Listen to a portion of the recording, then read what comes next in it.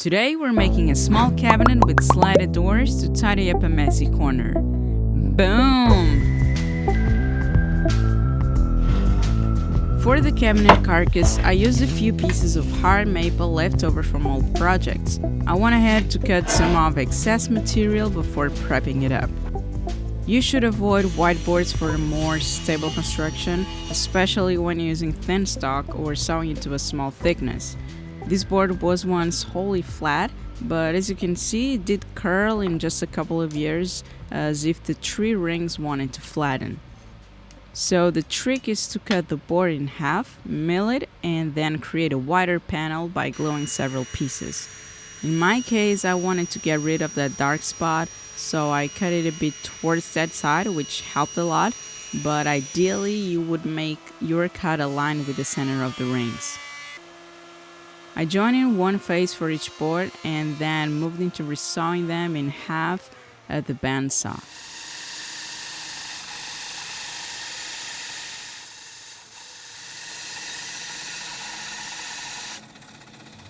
I like to check the wood grain direction with my fingers before fitting the thickness planer to prevent tear out. For some wood species, if you feed the boards against the grain, much tear out will occur and nobody wants that. Before starting the glue-ups, I made a simulation to see if the edges matched nicely and if I had enough clamps around me. Glue-ups are always a source of stress for me because many things can go wrong, mostly in summer when the heat dries the glue so fast. The center holes are basically pieces of wood with a slight arc on one edge that provide tons of pressure in the middle of a glue-up when using just one clamp on each end. These are also called bow clamps. I placed each board over these anti-slip sheets and scraped all the glue squeeze out.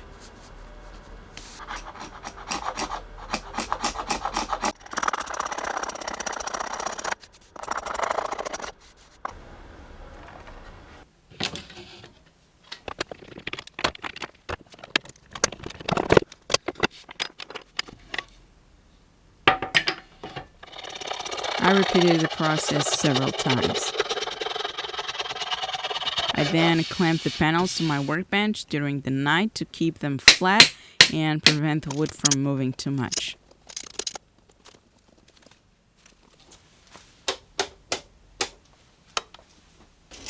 It was time to start making the panels closer to their final dimensions. I cut them close to their final width and then sanded both faces to their final thickness. I prefer to use the drum sander even if I have to make 10 passes because, again, I'm kind of terrified of tear out when using the thickness planer. With all the boards set to their final thickness, I cut them to their final width and length.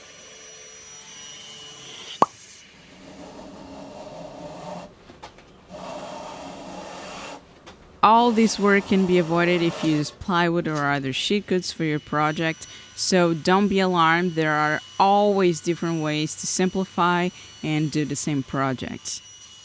I used my router table to create a rabbet or rebate to receive the backing panel later.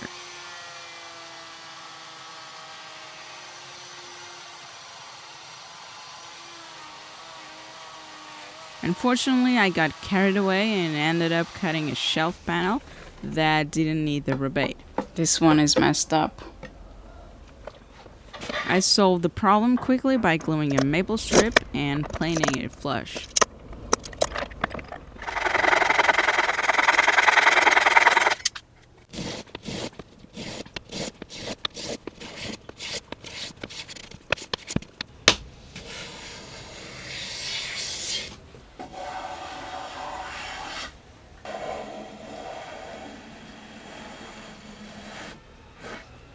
I can now start cutting the joinery, and for that I used my floating tenon machine. Bear in mind that there are plenty of ways to make it work if you don't have this tool. I will now sand the interior faces before putting the cabinet together because it will make it much easier. I had a few tear out spots that I needed to take care of. I simply applied C8 glue with an activator and sanded it all flush. This is a very acceptable way to disguise this type of imperfection. I can now apply glue to the mortises and hammer the dominoes in place to create a three-dimensional piece.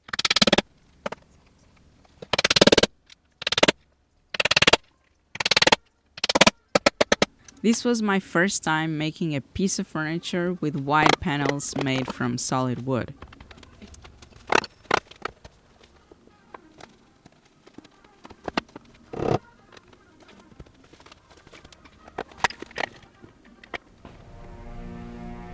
It's time to move into making the slatted doors. I decided to use more leftover material, this turn green MDF. The board was quite thin, so I cut it into smaller pieces that I could glue and create thicker panels.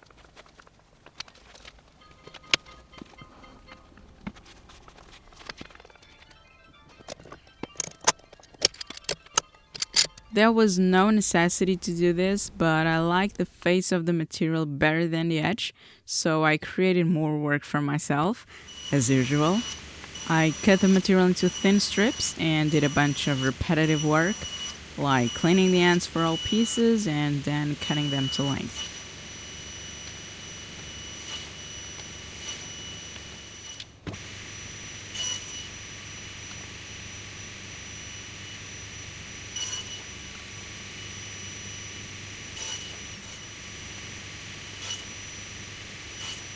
The top and bottom pieces will receive the slats. To keep everything aligned and locked in place, I came up with a joint that can be made with a box joint jig, if you have one. My dado blade was set to a thickness that used many shims in between the blades, so I had a sort of a gap in the middle of the cut that I had to snap off after each cut.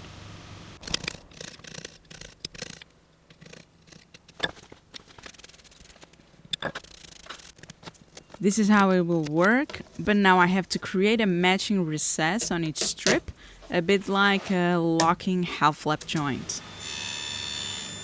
I was using the same box joint jig, but then the indexing piece broke and I replaced it with a scrap, keeping it at the same distance to the blade.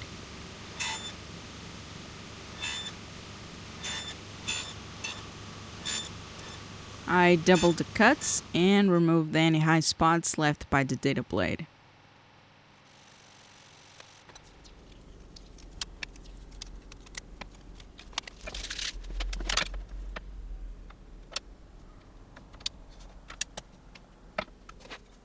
It seems to work fine, so let's glue this all up.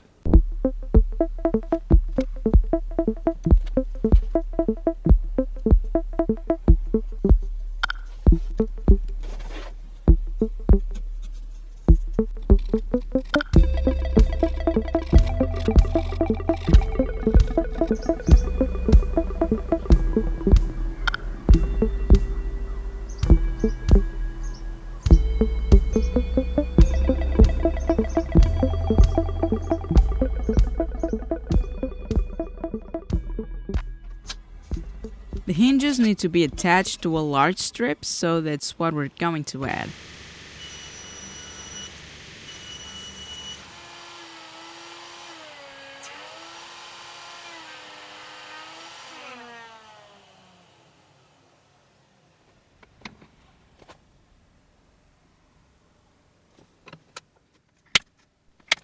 This was my first time using this Hinge Forstner bit, and it cuts very well. As you can see, it has a depth stop in the bit itself to prevent you from going too far and messing up the door front.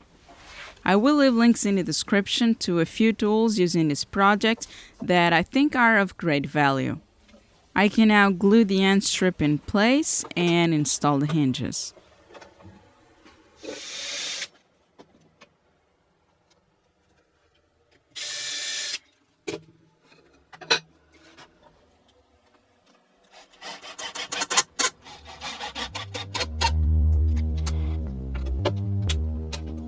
I chose inset hinges with a super cool dark finish.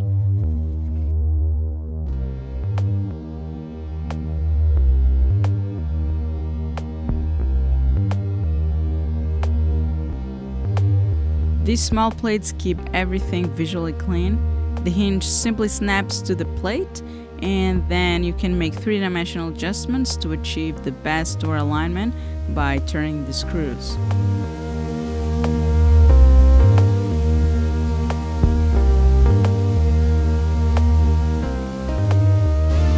You can also get caps to hide the screws and achieve a more premium look.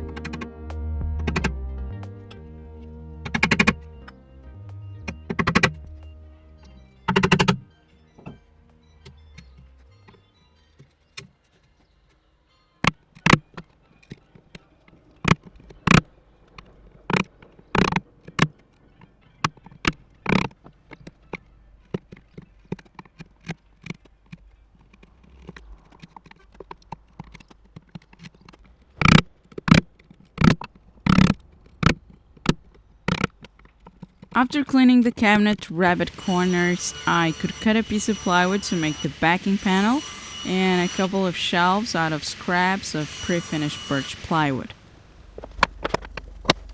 I applied edge banding to the front edge of the shelf since the rest of the cabinet is all solid wood, as it will disguise the fact that this is plywood.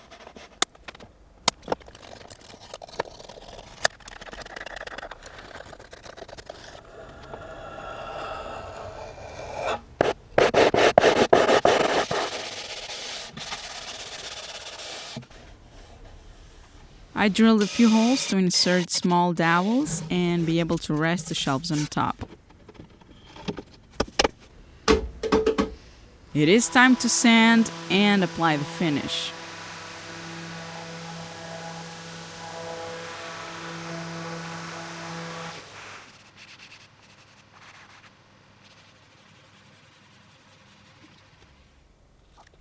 I used the hard wax oil that I spread with a white pad on my orbital sander set at the lowest speed. And I didn't forget the shelves edges.